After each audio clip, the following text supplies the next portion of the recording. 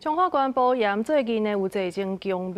宫庙的祭坛，互人破坏去，包括着这胡陵盗贼，也是讲贡品呢，互人母家乱抄抄，甚至就连这土地公庙的神尊嘛，互人家耍毁去。这警方调监视器锁定一个嫌犯，抓到人侦讯了后，专案是以毁损罪嫌移送中华地检署侦办。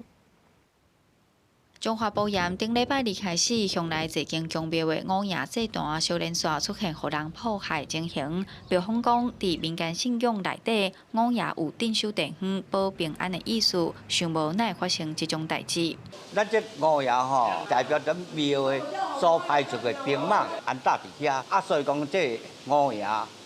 讲迫害去，地方嘛足关心的啦。真侪乡亲咧发现啊，就是伫咱即嘛各砖头庙。 各甲头庙，搁有土地公庙，土地公甲土地婆去用调换，搁一寡砖头即个野区野头啊，这东来西北，这拢去用破坏，造成讲咱即马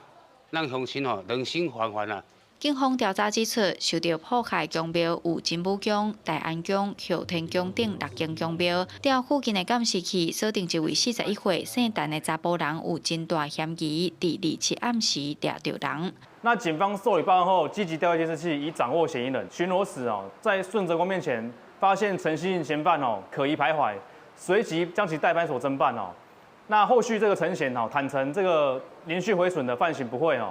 那后续警方依这个连续毁损罪依侵彰化地点侦办。警方表示，这位嫌犯精神状况无稳定，专案侦讯了后，依照毁损罪嫌移送中华地检署侦办，嘛照行政规定，甲嫌犯强制送医。因若受迫害的庙方表示，会伫后礼拜5进前选日子重新安夜放兵。记者杨淑晴中华报道。